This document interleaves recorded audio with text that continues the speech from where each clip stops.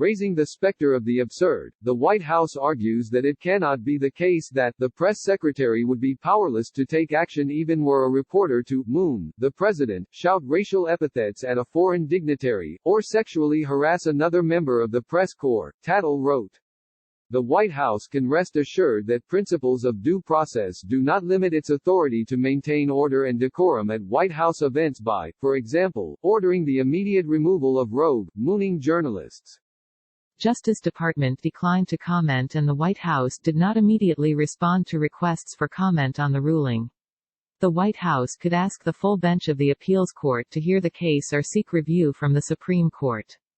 Karam and Gorka exchanged taunts in the Rose Garden after an event in which Trump promoted his efforts to bypass the traditional press corps by harnessing the power of his allies with large social media followings.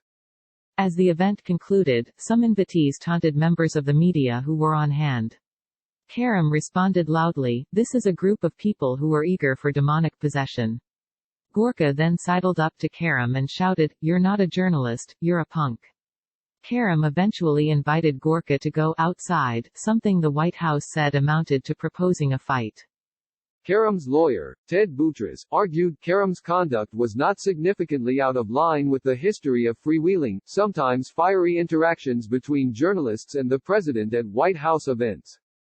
Tatel appeared to agree, concluding that barring Karam over the showdown with Gorka went too far. The White House cannot defend the 30-day suspension here on the ground that some other, egregious conduct might justify the same sanction.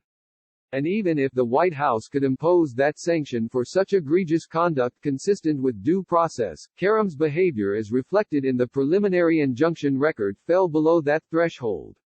Notions of professionalism are, after all, context-dependent, added Tatel, an appointee of President Bill Clinton.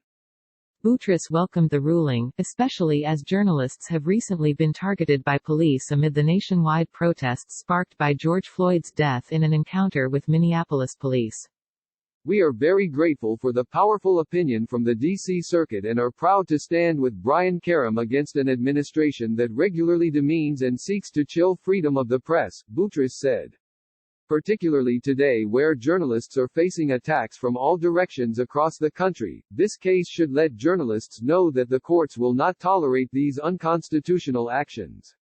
The two other judges on the appeals court panel were Sri Srinivasan and Nina Pillard. Both are appointees of President Barack Obama.